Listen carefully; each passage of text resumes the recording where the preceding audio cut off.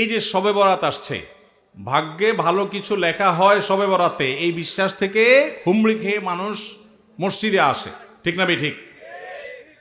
ভাগ্যে ভালো কিছু লেখা হয় কবে? একটা হলো মানুষের সৃষ্টিরও 50,000 বছরে আল্লাহ তাআলা ভাগ্য নির্ধারণ করেছেন। আরেকটা হলো প্রতি বছর যেই রাতে আল্লাহ কোরআন নাজিল করেছেন, আল্লাহ সূরা দুখানে বলেছেন, সেই রাতে অর্থাৎ লাইলাতুল কদরে আল্লাহ তাআলা সব গুরুত্বপূর্ণ বিষয় ধার্য করেন। শবে বরাত যেটাকে আমরা বলি মধ্য শাবানের রাত, এই রাতে ভাগ্য নির্ধারণ হয় এই মর্মে বিশুদ্ধ হাদিস বর্ণিত নাই।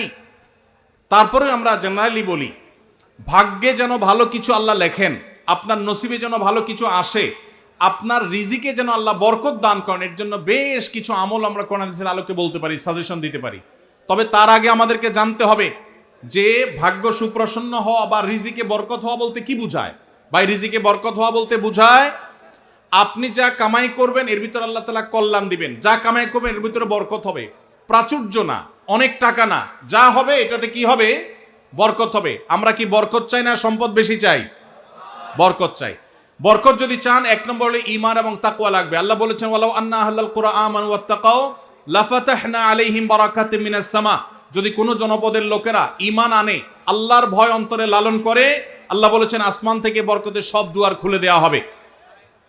এজন্য ভাই, ঈমান যদি থাকে, তাকওয়া যদি থাকে, গুনাহমুক্ত জীবন গড়ার সংকল্প যদি থাকে, বরকত আসবে জীবনে। নাম্বার 2, ইস্তেগফার বেশি বেশি করলে আল্লাহ বলেছেন সূরা নূহের মধ্যে, যদি কেউ ইস্তেগফার করে, নূহ আলাইহিস সালাম তার জাতিকে বলেছেন ফাকুল তুস্তাগফিরু রাব্বাকুম ইন্নাহু কানা গাফফারা ইউরসিলিস সামাআ আলাইকুম মিদরারা ওয়া ইমদিদুকুম বিআমওয়ালিন ওয়া বানিন ওয়া ইয়াজআল লাকুম জান্নাতিন ওয়া ইয়াজআল লাকুম আনহারা।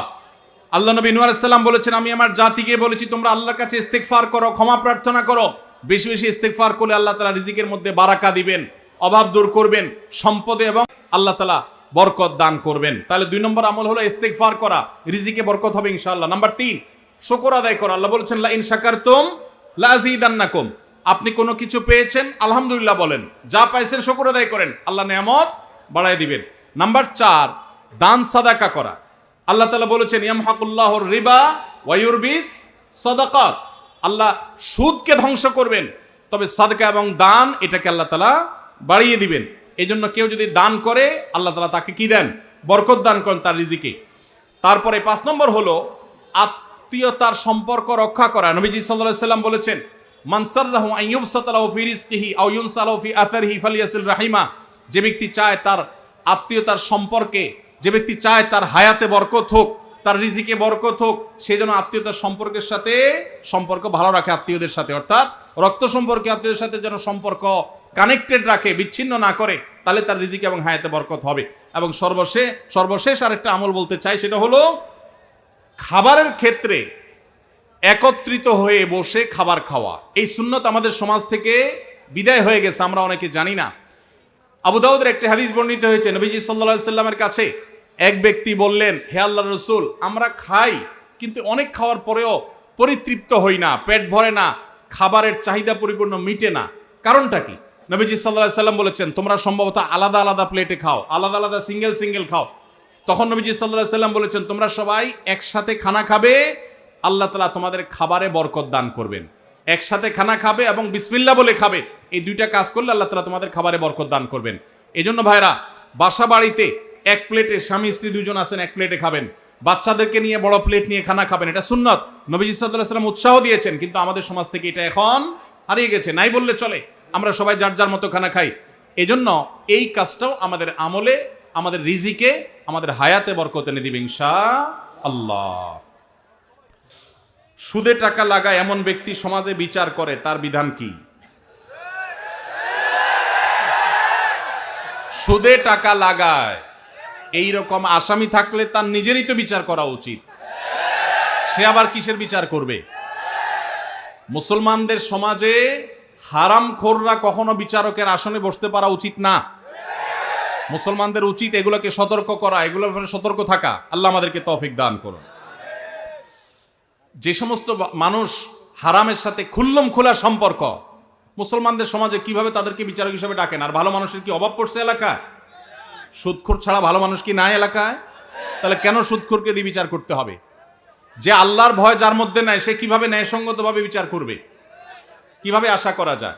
আল্লাহ আমাদের ভাইদেরকে সবাইকে হেদায়েত দান করুন। যারা সুদের কারবারে জড়িয়ে আছেন, আল্লাহর ভয়ে হারাম থেকে সরে আসুন। আইডি কার্ড ও পাসপোর্ট বানানোর কাজ করা হালাল নাকি হারাম?